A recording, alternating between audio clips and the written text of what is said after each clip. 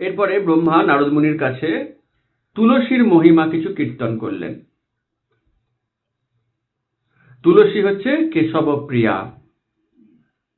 তুলসী দর্শন করলেও অশেষ সুফল, স্পর্শ করলে সুফল, পাতায় বা গোড়ায় জল সিঞ্চন করলে সুফল।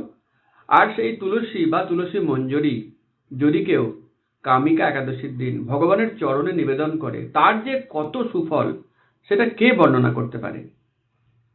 চৈতন্য মহাপ্রভু একটি খুব সুন্দর কথা বলেছিলেন, দুই দিকে দুই পত্র, মধ্যে কোমল মঞ্জরি, এই মতো অষ্ট মঞ্জরি দিবে শ্রদ্ধা করি।